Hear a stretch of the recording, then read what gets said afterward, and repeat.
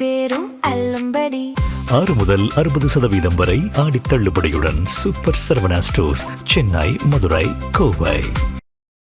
வணக்கம், இது அரண்சை. நான் தேவா பாஸ்கர். இந்த நேர்காணலில் மூத்த பத்திரிகையாளர் தமிழ் கேள்வி செந்தில்வேல் அவர்கள். வணக்கம். வணக்கம். தென் மாநில முதலமைச்சர்களினுடைய மாநாடு, முதலமைச்சர் விஜய் அவர்கள் கலந்து கொண்டார். காலையிலேருந்து பல விவகாரங்கள் பேசப்பட்டது. அந்த சந்திப்பிலிருந்து பல விஷயங்கள் விவாத பொருளாக மாறினது. மதியத்திற்கு மேலே குறிப்பாக அவர் பேசியதில் ஒரு குறிப்பிட்ட அம்சம் டீலிமிட்டேஷன் சம்பந்தமாக விஜய் பேசிய ஒரு கருத்து மிக பெரிய அளவில் பேசு பொருளாக மாறியிருக்கு. குறிப்பாக சில நாட்களுக்கு முன்னாடி தமிழ்நாடு சட்டமன்றத்தில் நிறைவேற்றப்பட்ட தீர்மானத்திற்கு எதிராக விஜய் அவர்கள் பேசியிருக்காரு, முதலமைச்சர் பேசியிருக்காரு. சட்டமன்றம் நிறைவேற்றிய தீர்மானத்திற்கு முற்றும் எதிரான ஒரு கருத்தை இன்னைக்கு அவர் பேசியிருக்காரு. நோ டீலிமிட்டேஷன்லேருந்து ஃபேர் டீலிமிட்டேஷன், திமுக என்ன சொல்லிட்டு இருக்காங்களோ அந்த இடத்தை அமித்ஷா இருக்கிற இடத்துல பேசியிருக்கிறாருன்றது ஒரு விவாத பொருளாக மாறி இருக்கு. எப்படி பார்க்குறீங்க முதல்வனுடைய கருத்தை? நேற்று இரவு அமித்ஷாவை சந்தித்து பேசியிருக்கிறார். மரியாதை நிமித்தமான சந்திப்பு. இன்று காலை விஜய் தன்னுடைய நிலைப்பாட்டை மாற்றியிருக்கிறார் என்றால், ஒன்று, நான் தொடர்ச்சியாக சொல்கிற மாதிரி தான், பாஜகவும் தாவேகாவும் ஒன்று, அறியாதவர்கள் ஐயோ பாவம், அப்படித்தான் நான் நினைக்கிறேன். அதில் பாஜக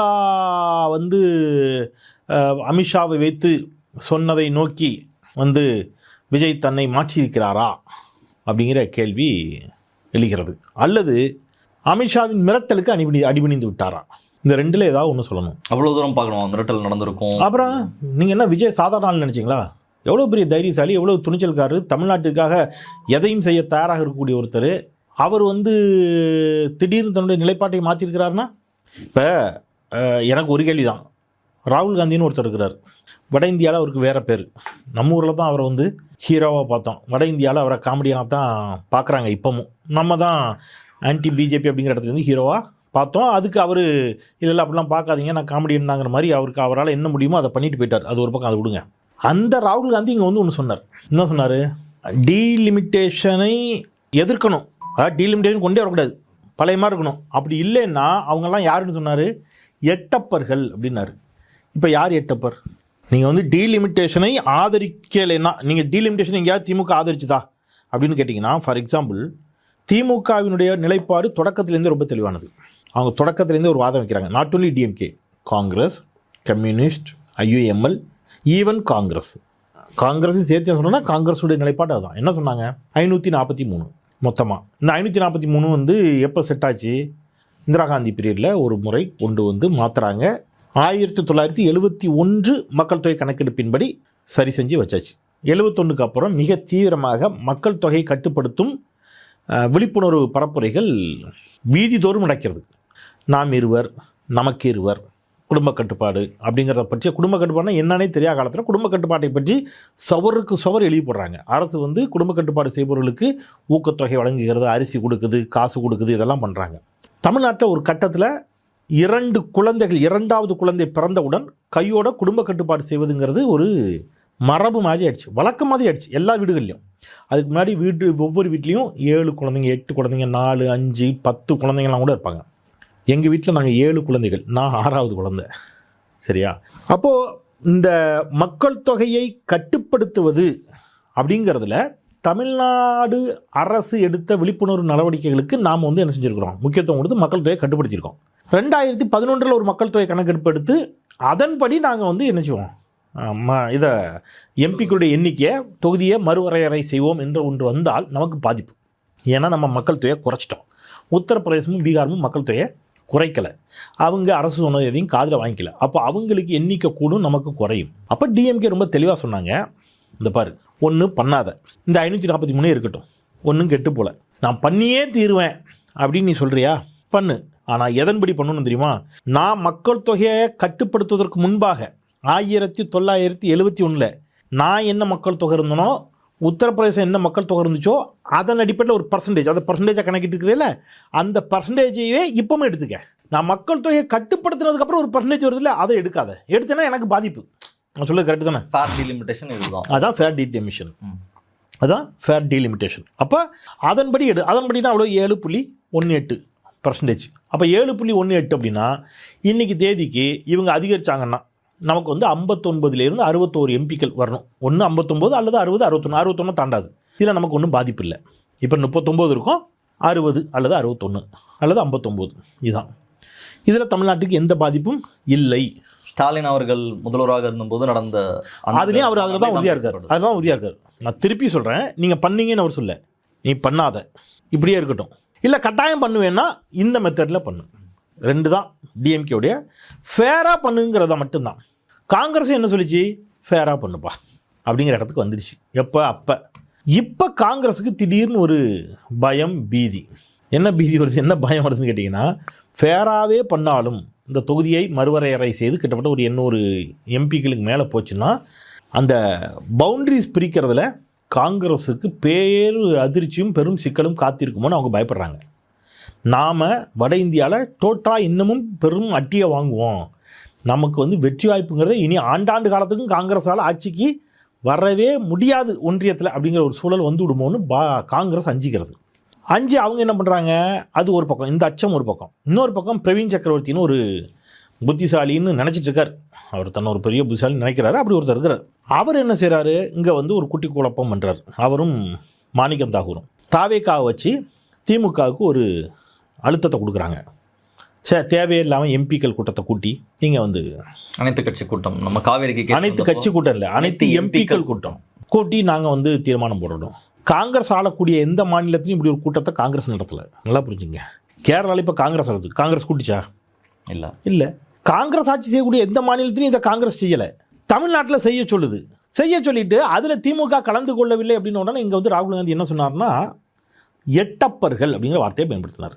இப்போ விவகாரம் உச்சத்தில் இருந்தப்போ காவேரி பற்றி பேசாம சொன்னார். இப்போ நான் என்ன கேட்குறேன், இப்போ அமித்ஷாவை சந்தித்த பிறகு தன்னுடைய நிலைப்பாட்டை மாற்றிக் கொண்டிருக்கக்கூடிய மாண்புமிகு ஜோசப் விஜய் அவர்களை எட்டப்பர் என்று விஜயை பார்த்து ராகுல் காந்தி சொல்வாரா?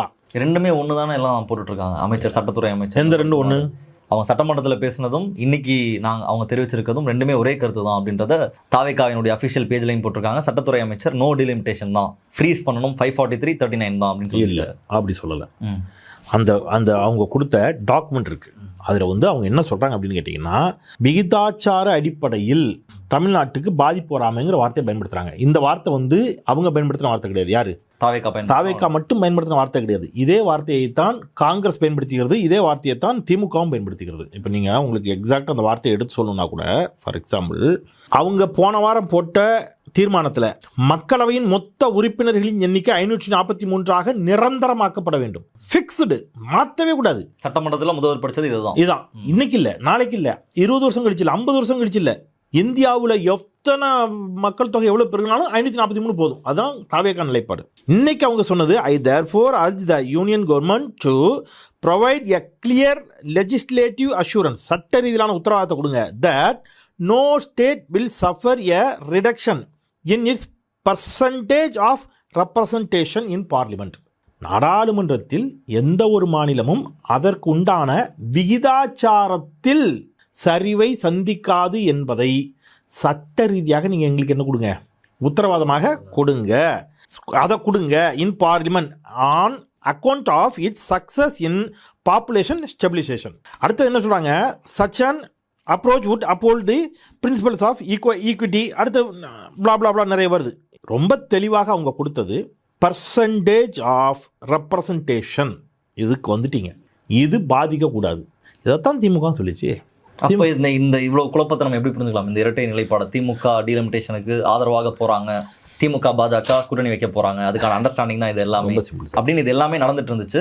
திமுக சட்டமன்றத்தில் ஆதரவு தெரிவிச்சிட்டாங்க அந்த தீர்மானம் நிறைவேற்றப்பட்ட போது. இப்போ இவங்க ஒரு அனைத்து கட்சி எம்பிக்குள் கூட்டம் கூட்டினாங்க பாருங்க. அதுலேருந்து ஒரு சில நாட்கள் தான் நாடாளுமன்ற கூட்டத்தொடரே நடந்துச்சு. அதோட நாடாளுமன்ற கூட்டத்தொடரே முடிய போகுது.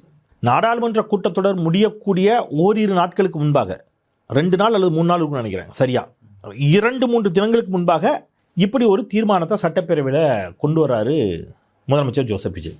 2-3 நாள் தான் கூட்டத்தொடரே இருக்கும்போது நாங்கள் இப்படி ஒரு அது அரசியல் சாசன சட்டத்தையே திருத்தணும். நல்லா புரிஞ்சுங்க, 2/3 மெஜாரிட்டி வேணும். அரசியல் சாசன சட்டத்தையே திருத்தணும்னா இவர் ரகசியமாக வச்சுருக்கிற மாதிரிலாம் வைக்க மாட்டாங்க. ஒரு டிராஃப்ட் முதல்ல நிச்சயம், ஒரு வரைவு, சட்ட முன் வரைவு கொடுக்கப்படும். எல்லா எதிர்க்கட்சிகளுக்கும் அது தெரியப்படுத்தணும்.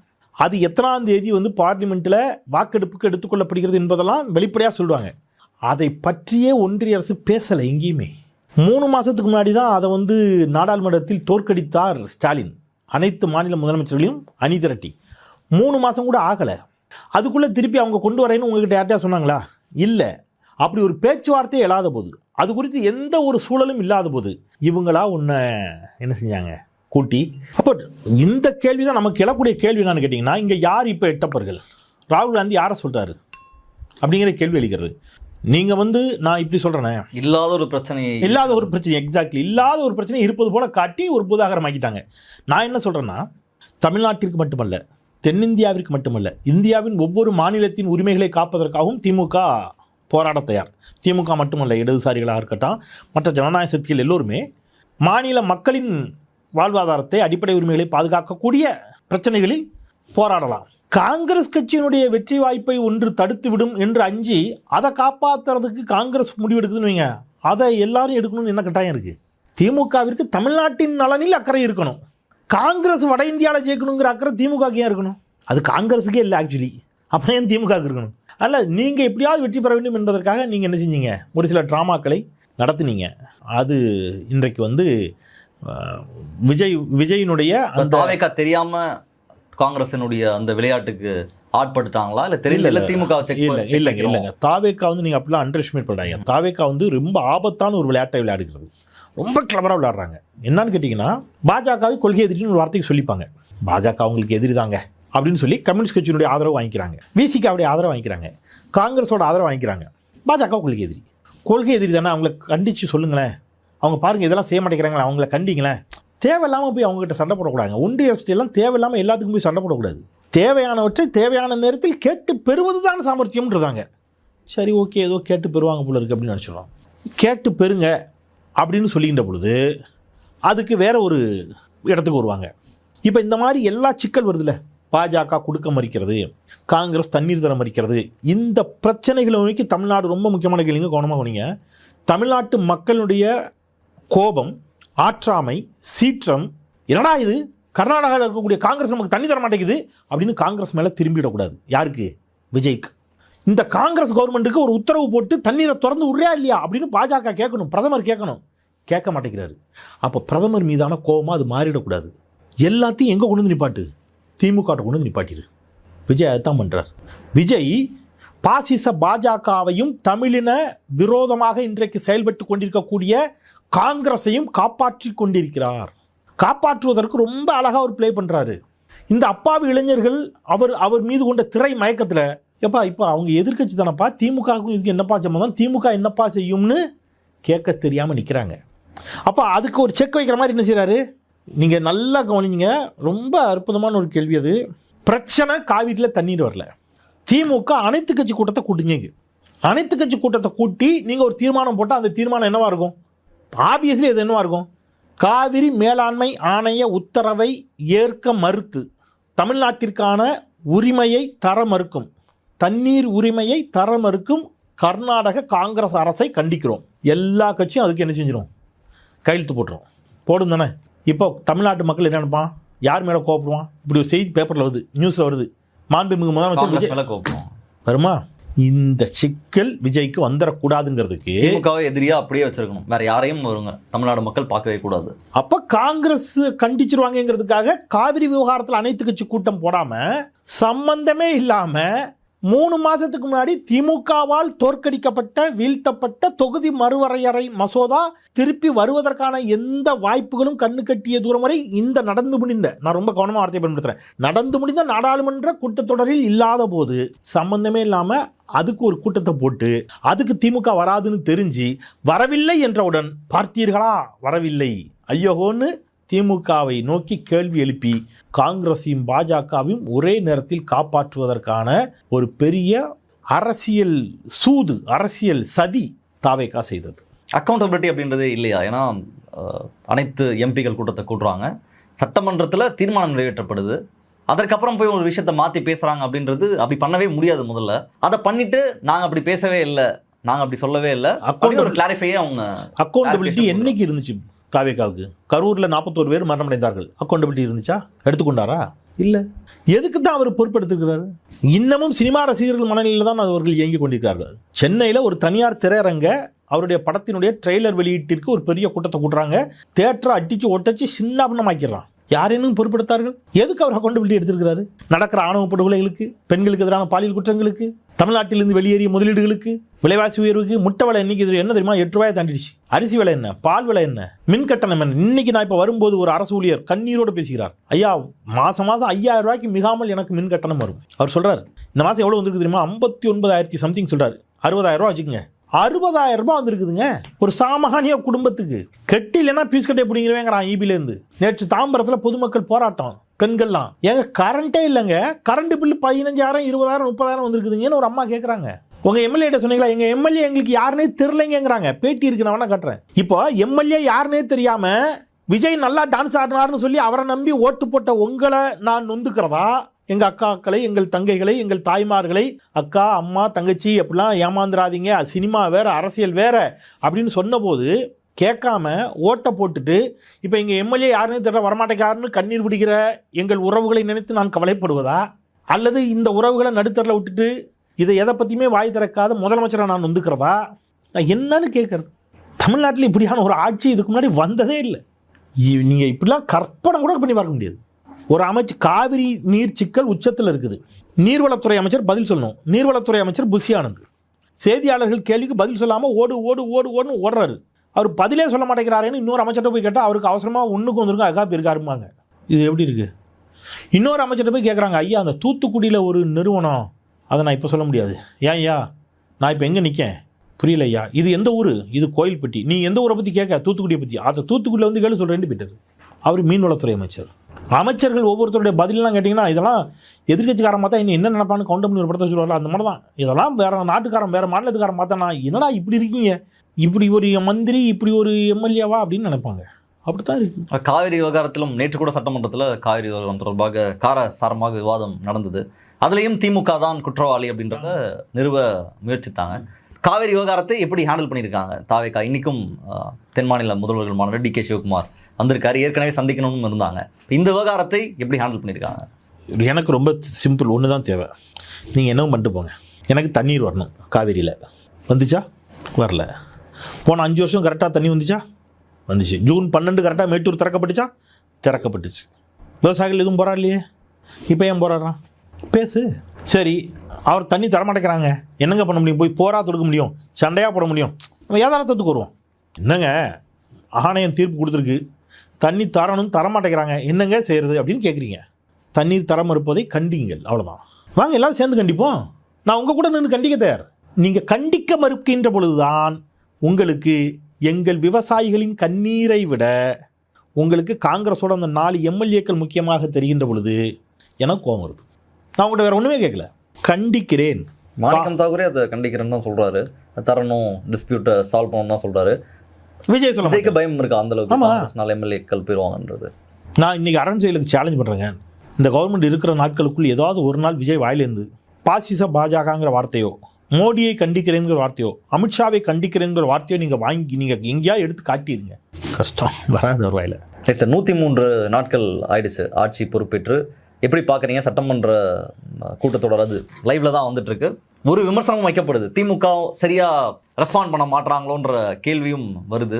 அதை எப்படி பார்க்குறீங்க? நடந்துட்டு இருக்கிற இந்த ஆட்சிக்கு உங்களுடைய மதிப்பீடு அப்படின்றது என்ன? நீங்கள் இதை இப்படியே காட்டுங்க யார்ட்டையாவது. இதை இந்த சட்டப்பேரவையை யார் ஆளுங்கட்சி யார் எதிர்கட்சின்னு சொல்லாதீங்க.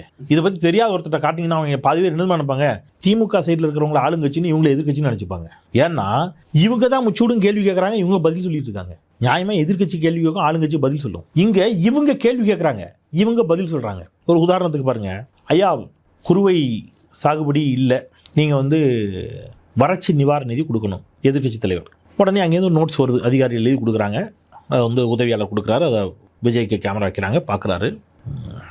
சரி, இது மட்டும் போதாது, இதில் நான் லாஸ்ட்டாக ஒரு பஞ்ச் டயலாக் ஒன்று போட்டுக்கிறேன். ஓகே, அதோட பேசலாமா? Okay, right. Ready camera ready action. Okay, action. எந்திச்சு சொல்கிறார், ஏற்கனவே நாம் அதெல்லாம் கொடுத்துருக்குறோம், இவ்வளோ கொடுத்துருக்கோம், அவ்வளோ கொடுத்துருக்கோம். அதெல்லாம் அரசியல்னாலே நாங்கள் தான் சொல்கிறவங்களுக்கு இதெல்லாம் தெரிஞ்சுக்கணும், குறைஞ்சபட்சம் அதுக்கு பேப்பராக படிக்கணும். இது ஸ்கிரிப்டில் இல்லை. ஸ்கிரிப்டில் இல்லாத இவர் பஞ்சு டயலாக் பேசியே பழக்கப்பட்டவர்கள, யார் அடிச்சு போரி கலங்கி பூமி எதிர்தோ இப்படி பேசி பழக்கப்பட்டவருக்கு எக்ஸ்ட்ரா 2 டயலாக் பேசினா தான் விசில் அடிப்பான்னு தெரிஞ்சு அடிச்சிட்டாரு. இது தேட்டரில் அடிப்பான், இங்கே அடிக்க மாட்டான்ல, இங்கே திருப்பி விழும், கருத்தால் விழும், கருத்தால் அடி விழும். பாடாரும் உதயநிதி ஸ்டாலின் இருந்துச்சு, நான் விவரமாக தான் கேட்டேன், நீர் விவரம் இல்லாமல் பேசாதீரும் அப்படிங்கிற மாதிரி எங்கள் ஊர் சொல்லாடல சொல்லணும், அப்படி தான் சொல்லணும். ஐயா நான் கேட்டது வறட்சி நிவாரணம், நீங்கள் சொன்னது சிறப்பு தொகுப்பு. சிறப்பு தொகுப்பு எல்லாரும் ஆட்சி காலத்தையும் தான் கொடுப்பான். இது வறட்சி நிவாரணம். சிறப்பு தொகுப்புக்கும் வறட்சி நிவாரணத்துக்கு வித்தியாசம் தெரியாமல் இதில் என்ன வேற பேப்பர் பிடிங்கிறா உட்காருமியான்ட்டு. அது அப்படியா? இப்போ அவருக்கு அடுத்த டைலாக் இன்னும் அடுத்த எந்திக்கணும்ல. ஏங்க நீங்கள் யோசிச்சு பாருங்க, உடனே ஒரு முதலமைச்சர் எந்திச்சு என்ன செய்யணும்? அன்னைக்கு எந்திச்சாரா முதலமைச்சர்? ஏன் எந்திக்கல சொல்லுங்க? ஸ்கிரிப்ட் அவ்வளோதான் இருந்துச்சு. ஸ்கிரிப்ட் பேப்பர் முடிஞ்சு போச்சுங்க. இப்போ அடுத்தது அங்கேருந்து ஒருத்தர் எழுதி கொடுக்கணும். அவர் எழுதி கொடுத்தா தான் இங்கே பேச முடியும். ஸ்கிரிப்ட் பேப்பர் முடிஞ்சு போச்சு. இப்போ அன்னைக்கு நைட்டெல்லாம் அவர் தூங்கியிருக்க மாட்டார். என்னை இப்படி மாட்டி விட்டானுங்களே பாவி பயிலுக. ஷே, உதயநிதி ஸ்டாலின் என்னை பார்த்து இப்படி சொல்லிவிட்டார, கஷ்டமாக இருந்திருக்கும்ல. பக்கத்துலேருந்து ஐயா செங்கோட்டையன் வேற சேம் சைடு கோல் அடிச்சார். வறட்சி நிவாரண நிதியை பற்றி எதிர்க்கட்சி தலைவர் கேட்கிறார். அவருக்கு தெரியுது, ஏன்னா அவர் சீனியர். வறட்சி நிவாரண நிதியை தான் கேட்கறது அவர் புரிஞ்சுக்கிட்டாரு. அது செப்டம்பர் மாதம் தான் கொடுப்போம், இதை நீங்கள் சொல்லியிருக்கலாம்ல. புரிஞ்சுதா? முடிஞ்சு போச்சு, சேம் சைடு கோல். அப்புறம் ஒருத்தர் எந்திக்கிறாரு, நீங்கள் போதையை கட்டுப்படுத்தினீர்களா அப்படிங்கிறாரு. ஐயா நாங்கள் நல்லா கட்டுப்படுத்தணும், நீங்கள் தான் ஐயா காவல்துறையினருக்கு அவார்டு கொடுத்துருக்கீங்க. அந்த போலீஸ் எல்லாம் எங்கள் ஆட்சியில் கட்டுப்படுத்தினதா சொல்லி எங்கள் ஆட்சியில் சிறப்பாக செயல்பட்டதற்கு இப்போ பரிசு கொடுத்துருக்கீங்க. அப்படியா கொடுத்துருக்கோம்? சரியா போச்சே. சே, அதுலேயும் பல்பு. இன்னொரு அமைச்சர் இருந்துச்சு, இந்த அவார்டெல்லாம் அம்மையார் ஜெயலலிதா காலத்திலிருந்தே கொடுக்கிறார்கள். இங்கேருந்து எதிர்கட்சி எப்போ தம்பி உட்காருப்பா, அது 2023 தான்ப்பா கொடுக்கும், விவரம் தெரியாமல் பேசாத. அப்படியா இப்போ தான் கொடுக்கீங்களோ? சாரிங்க அப்படின்ட்டு அவர் உட்காந்துக்கிறாரு. ஏதாவது ஒரு அமைச்சரை சொல்லுங்களேன், யார் தெளிவாக பேசுகிறா? முதலமைச்சர் தொடங்கி அத்துணை அமைச்சர்களும் அவங்க பேசுகிறத கேட்டால், ராஜ்மோகன் வரலாற்றில் முதல் முறையாக ஆளுங்கட்சியினர் பேசக்கூடிய பேச்சுக்கள் சட்டப்பேரவையிலிருந்து குறிப்பிலிருந்து என்ன செய்யப்படுது? நீக்கப்படுது. சபாநாயகர் நான் இதை அவை குறிப்பிலிருந்து நீக்கிறேங்கிறாரு. நீங்கள் அதான் சொல்கிறேன், இதை எல்லாத்தையும் மட்டும் காட்டுங்க. அவை குறிப்பிலிருந்து நீக்கிறாரு. அவங்க தான் எதிர்கட்சியோ, அவங்க தான் ஆளுங்கட்சி. விளங்கிரும், ஆளுங்கட்சி பேசுறதே அவை குறிப்பிலிருந்து நீக்கிறாரா? ஏன்னா அந்த லட்சணத்தில் நீங்கள் என்ன செய்றீங்க, பேசிங்க. சகோதரர் ராஜ்மோகனை பற்றி கேட்டீங்க. ராஜ்மோகன் பேச்சாற்றல் மிக்கவர், ரொம்ப கவனமாக வார்த்தைகளை கேளுவார். தகவல் பிழையோ தவறான தகவலையோ கொடுக்க மாட்டார். இதுவரைக்கும் சட்டப்பேரவையில் கொடுக்கல. ஆனால் அவருமே என்ன பண்ணுறாரு, அந்த மாணவன் அமுதனுடைய கொலை வழக்கில் முழுமையான விசாரணை வந்ததுக்கப்புறம் நான் அறிக்கை தாக்கல் செய்கிறேன்னு சொல்லியிருக்கலாம். அதிகாரிகள் சொல்கிறாங்க, ஐயா அது கோஷ்டி பூசல்னு சொல்கிறாங்க. அது இமீடியட்டாக வர்ற தகவல். உடனே இருந்துச்சு அவர் என்ன செய்கிறாரு, அது கோஷ்டி பூசல்ங்கிறாரு. அப்போ அது விமர்சனத்துக்கு உள்ளாக்கப்படுதுல்ல. அதுக்குள்ளே விசாரிச்சிட்டிங்களா, அதுக்குள்ளே சொல்லிட்டீங்களா? அப்போ நீங்கள் காவல்துறைக்கு கோஷ்டி பூசல்ங்கிற கோணத்திலே விசாரிங்கன்னு சொல்கிற மாதிரி தானே இருக்குது அது. அப்போது நீங்கள் த்ரோ அவுட் பாருங்கள். ஒரு அமைச்சர் என்ன செய்கிறாரு, பியூஸ் கட்டை பிடிங்கிட்டு போயிட்டாங்க, அதனால பவர் கட்டுங்கிறாரு. ஒரு ஊரில் பியூஸ் கட்டை பிடுங்கனுக்கு தமிழ்நாடு முழுக்க பவர் கட் ஆகுதா? அது காலையில் பிடுங்கின பியூஸ் கட்டைக்கு நைட்டு பவர் கட் ஆகுதாங்கிற கேள்விலாம் வருது. இன்னொரு அமைச்சர் இருந்துச்சு என்ன சொல்கிறாரு, நீங்கள் எங்கேயாவது நெல் குடோன்கள் கட்டியிருக்கிறீர்களா? நான் இங்கேருந்து எந்தெந்த ஊரில் நெல் குடோன் கட்டியிருக்கோன்னு இவங்க வரிசையாக பதில் சொல்கிறாங்க. நீங்கள் இதை மட்டும் இந்த சீனை மட்டும் கற்பனை பண்ணி பாருங்க. நீங்கள் தானிய கிடங்குகள் கட்டியிருக்கிறீர்களா? இந்த மாவட்டத்தில் இந்த கட்டியிருக்கோம், இந்த மாவட்டத்தில் கட்டிக்கோ, இந்த மாவட்டத்தில் கட்டிக்கணும் ஒருத்தர் பதில் சொல்கிறார். இதை மட்டும் ஒருத்தர் காட்டிங்கன்னா இவர் எதிர்கட்சி, அவர் அமைச்சர்னு நினச்சிப்பார். இப்படித்தான் இருக்கு. ஒரு மாற்றம் நடந்திருக்கு. இளைஞர்கள் வந்திருக்காங்க, புதுமுகம் நிறைய பேர் வந்திருக்காங்க. சாதி மதம் பணம் இதற்கெல்லாம் அப்பாற்பட்டு பலர் வந்திருக்காங்க. நேற்று கூட சட்டமன்றத்தில் கார் எல்லாருக்கும் கொடுக்குறேன்னு எளிய பின்புலத்தில் வந்திருக்காங்க. ஆட்டோவில் வராங்க, பைக்கில் வராங்கலாம் நிறைய சொல்கிறாங்க. இப்போ இதெல்லாம் ஒரு மாற்றம் தமிழ்நாட்டில், இதை வரவேற்கணும் அப்படின்ற அடிப்படையிலையும் ஒரு பார்வை முன்வைக்கப்படுது. ரெண்டா பிரிக்கிறோம். ஒன்று பல புதியவர்கள், அரசியலுக்கே புதியவர்கள், பொது வாழ்விற்கு புதியவர்கள் சட்டப்பேரவைக்குள் வந்திருக்கிறார்கள். அது உள்ளபடியே மனமாற பாராட்டுதலுக்குரியது, வரவேற்புக்குரியது. நான் உளப்பூர்வமாக உள்ள சுத்தியோடு வரவேற்கிறேன். ஏன்னா ஒவ்வொரு சாமானியனுக்கும் அதிகாரம் கைவசமாகணும், அதில் எனக்கு மாற்று கருத்து இல்லை. தாவேக்காவினுடைய கொள்கைகள் எனக்கு மாற்று கருத்து இருக்குது, அவங்களுடைய நிர்வாகத்தில் எனக்கு மாற்று கருத்து இருக்குது. ஆனால் எங்கெங்கிருந்தோ ஒரு சாமானியர்கள் என்ன செய்கிறார்கள், இன்னைக்கு அவங்க கற்பனை பண்ணியிருப்பாங்களா, அவங்க குடும்பம் கற்பனை பண்ணியிருக்கோம். அப்போ அது சாத்தியமாயிருக்குதுங்கும் போது அது மகிழ்ச்சிக்குரியது, பெரும் வெற்றி. அதில் எனக்கு துளியும் என்ன இல்லை, ஐயம் இல்லை, அதில் மாற்று கருத்தே இல்லை. ஆனால் நீங்கள் வந்த உடனே இது ஏன் தெரியல அது ஏன் தெரியலன்னு குறை சொல்வதும் சரி கிடையாது. ஆனால் விரைவாக கற்றுக்கொள்ளுங்கள், தவறுகளை முடிந்த அளவு குறைங்க, ரொம்ப ஸ்பீடாக கற்றுக்கொள்ளுங்கள்னு தான் நம்ம சொல்கிறோம். இங்கே பிரச்சனை என்னென்னா, நீங்கள் தப்பு செய்கிறதுல கூட தப்பு இல்லை, அது புதுசு. நான் ரொம்ப மனம் திறந்து பேசுகிறேன். ஆனால் நீங்கள் தப்பு செஞ்சுட்டு அதை சரின்னு நீங்கள் நிறுவ முற்படுவதும், சரியாக நடக்கிறவங்கள பார்த்து தப்புன்னு வாதிடுவதும் தான் பிரச்சனையாக இருக்குங்கிறேன். குறைஞ்சபட்சம் சரிங்க, அது தவறு நடந்திருக்கு, நாங்கள் திருத்திக் கொள்கிறோம், ஒரு புதிய வாய்ப்பு எங்களுக்கு வந்திருக்கு, முதல் முறையாக வந்திருக்கிறோம், நாங்கள் சிறப்பாக செயல்படுவோம் அப்படின்னு சொன்னால் பரவாயில்லையே. நீங்கள் 75 ஆண்டுகால இயக்கத்தை பார்த்து பவள விழா பாப்பாங்கிறது, நக்கல் அடிக்கிறது, இங்கே இதை பண்ணும்போது தான் டேங்கவா இதை ஒழுங்காக சொன்னியான்னு பிடிச்சி இங்கேருந்து கேட்குறாங்க. நீங்கள் இதை பண்ணாதீங்கன்னு தான் சொல்கிறோம். அப்போ புதியவர்கள் வந்திருக்கிறார்கள், ரைட். இப்போ நீங்கள் அது கார் விஷயம் சொன்னீங்க. இப்போ கார் விஷயத்தை பொறுத்தளவில் நீங்கள் கூட ஒருத்தர் போட்டார், கிட்டத்தட்ட 1800 கோடி என்னமோ அதுக்கு பட்ஜெட் ஆகுதுன்னு ஒரு இணையத்தில் ஒரு கணக்கு வருது. 232 முதலமைச்சரும் எதிர்க்கட்சி தலைவரும் கழிச்சிருப்பாங்கன்னு நினைக்கிறேன். கழிச்சிட்டு எவ்வளோ காருன்னு போட்டிருக்காங்க. நான் என்ன சொல்கிறேன், ஒரு எம்எல்ஏவுக்கு கார் கொடுக்கலாமா? கொடுக்கலாம், தப்பு இல்லை. தொகுதியெல்லாம் சுற்றி பார்க்க பண்ணாமல் இருக்குது, அது அங்கே தான் வருது. அதை தான் சொல்ல வரேன். நீங்கள் கார் கொடுக்கலாமா? கொடுக்கலாம். இந்த எம்எல்ஏ என்ன செய்யலாம்? சுற்றி பார்க்குறது காரு அத்தியாவசியமாக இருக்கும். தொகுதி முழுக்க போகிறதுக்கு அவர் கார் கொடுக்குறது என்ன குறை? அதெல்லாம் ஒன்றும் இல்லை. இப்போ நீங்கள் ஒரு தாசில்தாருக்கு என்ன இருக்குது? ஜீப் இருக்குல்ல. ஒரு தாசில்தாருக்கு ஜீப் இருக்குது. அப்போ ஒரு எம்எல்ஏவுக்கு கார் கொடுத்தா என்ன? ஏன் பார்வை? நீங்கள் அப்போ தாசில்தாருக்கு ஜீப் வேண்டாம்னு சொல்லுவீங்களா? ஆனால் அவர் அரசு ஊழியர், இவங்களும் எம்எல்ஏ தான், மக்கள் பணியாளர்கள். அமைச்சர்களுக்கு கார் இருக்குது. இப்போ எம்எல்ஏக்களுக்கு என்ன செய்யலாம்? கொடுக்கலாம். இப்போ எம்எல்ஏக்களுக்கு கொடுத்தா நாளைக்கு எம்பிக்களுக்கும் கொடுக்கணும். யூனியன் கவர்மெண்ட் இவங்களாவது ஒரு தொகுதி, அவங்க 6 சட்டமன்ற தொகுதி சுற்றணும். சரியா? கார்லாம் கொடுக்கலாம், தப்பு இல்லை. அதுக்கு அலவன்ஸும் கொடுக்கலாம், தப்பு இல்லை. ஏன்னா அவங்க மக்கள் பணியாற்றத்தான் வந்திருக்கிறார்கள். அதுலெல்லாம் கூட எனக்கு பெரிய மாற்று கருத்து இல்லை. என்ன அப்படின்னு கேட்டிங்கன்னா, நீங்கள் ஒரு வாதம் வைக்கிறீங்க, எது ப்ரையாரிட்டிங்கிறதுல. கஜானா காலின்னு நீங்கள் சொல்கிறீங்க. கஜானா காலி, சுத்தமாக ஒன்றும் இல்லை. எது ப்ரையாரிட்டி? அப்போ ப்ரையாரிட்டி 2500 மகளிர் உரிமை தொகை நீங்கள் தரேன்னு சொன்னீங்க. நீங்கள் 2500 கொடுக்க வேண்டிய தேவையில்லை. 1000 ரூபாய் ஏற்கனவே ஸ்டாலின் காசு போயிட்டுருக்குது. ஸ்டாலின், முத்துவேல் கருணாநிதி ஸ்டாலின் கொடுத்த மகளிர் உரிமை தொகை 1000 ரூபாய் இருக்குது. அப்போ பட்ஜெட்டில் நீங்கள் எக்ஸ்ட்ரா எவ்வளோ கொடுத்தா போதும்? 1500 ரூபாய் கொடுத்தா போதும். அந்த 1500 ரூபாய் உங்களால் எக்ஸ்ட்ரா கொடுக்க முடியல. கேட்டால் பட்ஜெட்டில் காசு இல்லை. வேளாண் கடன் தள்ளுபடியை முழுமையாக செய்யுங்கள் என்று கேட்டபோது பட்ஜெட்டில் காசு இல்லை.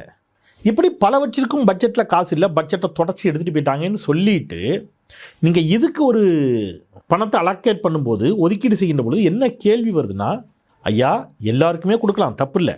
ஆனால் இப்போ என்ன இல்லை, பட்ஜெட்டில் நீங்கள் தான் சொல்கிறீங்க. அப்போ இப்போ என்ன செய்யுங்க? யாருக்கெல்லாம் உள்ளபடியே கார் இல்லையோ அவங்களுக்கு கொடுங்க.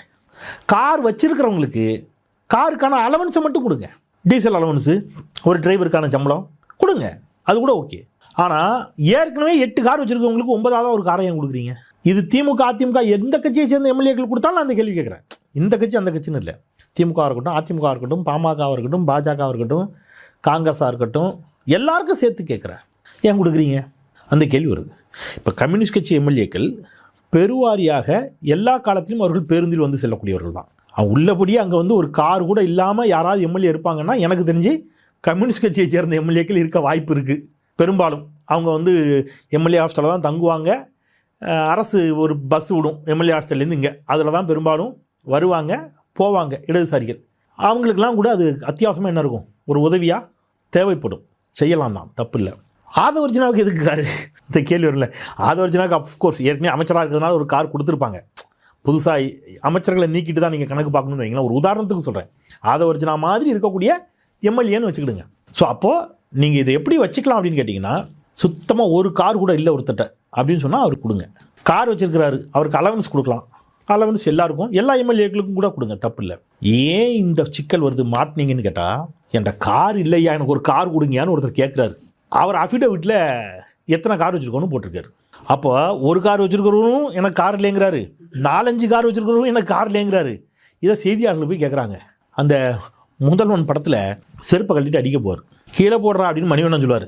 நான் தெரியறேனா அப்படிம்பாரு. நீ தெரியற, உன் கையில் இருக்கிற செருப்பில் இருக்கிற சாணி வரைக்கும் தெரியுதா, எல்லாம் தெரியுதான்னு கீழே போடுவார். எப்பா நீ தானப்பா அஃபிடவிட் கொடுத்த, உனக்கு அந்த அறிவாது வேண்டாமா? ஏன்டா அஃபிடவிட்டை 5 நிமிஷத்தில் எடுத்துருவான். நீ என்னெல்லாம் சொத்து இருக்குன்னு கொடுத்த, உனக்கு கார் இருக்குன்னு சொன்னியா இல்லையா, எல்லாத்தையும் எடுத்துருவானே. கார் இல்லைன்னு சட்டப்பேரவையில் புழுகுனா கண்டுபிடிச்சிருவானே, அது தெரிய வேண்டாம்? அதுதான் விமர்சனத்துக்கு உள்ளாக்கப்படுகிறதே தவிர மற்றபடி நீங்கள் கார் கொடுங்க. இப்போதைக்கு காரே இல்லாதவர்களுக்கு காரை கொடுங்க, கார் இருக்கிற எம்எல்ஏக்களுக்கு அலவன்ஸ் கொடுங்க. நீங்கள் தான் சொல்கிறீங்க நிதி நிலைமை சரியில்லைன்னு, அதனால நான் சொல்கிறேன், என்கிட்ட கேட்டால் நிதி நிலைமை நல்லா தான் இருக்குது. மற்ற மக்கள் பிரச்சனைகளுக்கு இப்போதைக்கு ப்ரையாரிட்டி, முன்னுரிமை கொடுத்தால் நல்லது அப்படின்னு நான் நினைக்கிறேன். இறுதியாக அந்த 103 நாட்கள் ஆட்சி நடந்திருக்கு, இன்னும் அவங்க ஆட்சி பண்ண தான் இருக்காங்க. மதிப்பீடு செய்யணும்னா எப்படி மதிப்பீடு பண்ணுவீங்க இந்த ஆட்சியை? தொடக்கத்தை மதிப்பீடு பண்ணுறோம். ஃபஸ்ட்டு அவங்களுடைய ஸ்டார்டிங் ஸ்டேஜை. முன்னாடி கிராமங்களில் நம்ம உங்களுக்கு அந்த அனுபவம் இருக்குமான்னு தெரியல, இந்த கிஃப்ட்டு கொடுப்பாங்க. ஃப்ரெண்ட்ஸ் எல்லாம் சேர்ந்து கல்யாணத்துக்கு இல்லை கிஃப்ட் ரேப்பர் சுற்றி பார்க்குறதுக்கே வந்து சூப்பராக இருக்கும். அதை பிரிக்கணும், பிரித்தா உள்ளுக்குள்ளே இன்னொரு கிஃப்ட் பேப்பர் இருக்கும், அதை பிரிக்கணும், அப்புறம் அதை பிரிக்கணும், அப்புறம் பேப்பர் கொஞ்சம் நேரத்தில் பேப்பராக வரும். பார்த்துருக்கீங்களா? அது தெரியுமா? பிரிக்க பேப்பராக வந்துக்கிட்டே இருக்கும். கடைசி ஒரு பிபி, ஒரு கிழுக்கு, ஒரு இந்த என்ன பால் புட்டி இப்படி வச்சுருப்பானுங்க. ஏண்டா இதுக்காடா இத்தனை கிஃப்ட் ரேப்பர் சுற்றினியே, பார்க்கறதுக்கு எம்மாம் பெருசாக இருந்துச்சு அப்படிங்கிற மாதிரி. அப்படித்தான் இந்த 100 நாள் ஆட்சி எளிமையாக சொல்லணும்னா, பார்க்குறதுக்கு கிஃப்ட் ரேப்பர்லாம் சுற்றி ஆகா ஓஹோ சூப்பர் அப்படின்னு இருக்குது. இப்போ பேப்பரை பிரித்து பிரித்து பிரித்து பிரித்து உள்ளே போனால் பிம்பிலிக்கு பிளாப்பி தான். ஒன்றும் உருப்படியாக சொல்லுவதற்கு என்று எதுவும் இல்லை. இன்னும் ஒரு வார்த்தையை சொல்லி நான் நிறைவேறேன். ஸ்டாலின் அவர்கள் முதலமைச்சராக பொறுப்பேற்ற உடனேயே நீங்கள் அனைத்து மகளிருக்கும் கட்டணமில்லா பேருந்தை கொடுத்தார். 5 கையெழுத்து போட்டார். ஆவின் பால் விலையை குறைச்சார். கொரோனா தாண்டவாப்பா ஆடிச்சு. பொருளாதாரம் 0.07. அப்போ கொரோனாவில் இறந்தவர்களுக்கான நிவாரண நிதி 4000 ரூபாயை கொடுத்தாரு. அந்த கொரோனாவால் பாதிக்கப்பட்ட குழந்தைங்களுக்கான ஃபிக்ஸட் டெபாசிட்டு, இப்படி அடுத்தடுத்து வேகமாக செஞ்சார். பெட்ரோல் விலையை 3 ரூபா குறைச்சார். ஆவின் பால் விலையை குறைச்சார். பால் கொள்முதல் விலையை அதிகரித்தார் இல்லையா? அப்புறம் கணக்கெடுத்து எல்லாருக்கும் 1000 ரூபாய் கொண்டு போய் சேர்த்தாரு. இவ்வளவு வேகம் பார்த்தீங்கன்னா, வேகம்னா பாய்ச்சலாகத்தான் இருந்துச்சு. அதில் 100ல் இல்லை, 1000ல், லட்சத்தில், கோடியில் ஒன்றை கூட இந்த அரசு இந்த 100 நாட்களில் செய்யவில்லை. அப்படி ஒரு டெம்ப்ளேட் வச்சுருக்காங்க ரெகுலராக. என்ன டெம்ப்ளேட்னா, நான் இன்னைக்கு கூட சொல்கிறேன், நீங்கள் பதிஞ்சு வச்சுக்கிடுங்க. இதான் இந்த ஆட்சி நீடிக்கிற வரைக்கும் நடக்கும். அப்பப்போ பட்டு வெட்டி பட்டு சட்டை, முடிஞ்சால் வெள்ளிக்கிழமை, சில நாள் கோட்டு, மாதத்தில் 1 நாள் அல்லது 2 நாள் ஏதாவது ஒரு இடத்துல இருந்து ஆய்வு, அப்படி ஒரு போஸ். சட்டப்பேரவையில் வாரத்துக்கு 1 நாள் மட்டும் ஏதாவது இருந்துச்சு பஞ்சிங்காக ஒரு டயலாக் பேசி உட்காந்துடணும். இப்போ நேற்று பேசினா அப்படிங்க, உங்கள் ஃபைல்ஸ்லாம் என்கிட்ட இருக்குது, அவ்வளோதான். அதுக்கு ரொம்ப பேசக்கூடாது, யாரையும் சந்திக்கக்கூடாது, யாரோடையும் ஃபோட்டோ எடுக்கக்கூடாது, அவ்வளோதான். ஏன்னா உங்களுடைய கல்ட்டு உடஞ்சிரும். எதை பற்றி நீங்கள் பேசக்கூடாது, இப்படியே வச்சுருக்கணும். வேறு ஏதாவது பிரச்சனை வருகின்ற பொழுது அந்த பிரச்சனையை டைவெர்ட் பண்ணுற மாதிரி நாங்கள் வேறு ஏதாவது பண்ணிக்கிறோம் அப்படின்னு ஒரு டீம் உட்காந்துருக்கு. மற்றபடி நீங்கள் எந்த இடத்துல உட்காரணும், எதை நோக்கி பார்க்கணும், எத்தனை மணிக்கு கையெழுத்து போடணும், என்ன கலர் ட்ரெஸ் போடணுங்கிறதெல்லாம் சொல்கிறதுக்கு கூடயே ஒரு ஜோதிடர் இருக்கிறார், அவர் வச்சுருக்கிறாங்க. அவர் சொல்கிறபடி நீங்கள் கேட்டு நடந்துக்கிடுங்க. இப்படித்தான் இப்போதைக்கு ஆட்சி போகுதே தவிர இதில் சொல்வதற்கு ஒன்றுமில்லை. ரொம்ப நன்றி சார். நிறைய விஷயங்களை முன் வச்சிருக்கீங்க. மக்கள் பார்த்து என்ன சொல்கிறாங்க பார்ப்போம். இன்றைய தினம் நிகழ்ச்சியில் கலந்து உங்கள் கருத்துக்களை இப்போ மிக ரொம்ப நன்றி. மற்ற நிகழ்ச்சியை சந்திப்போம். நன்றி, வணக்கம்.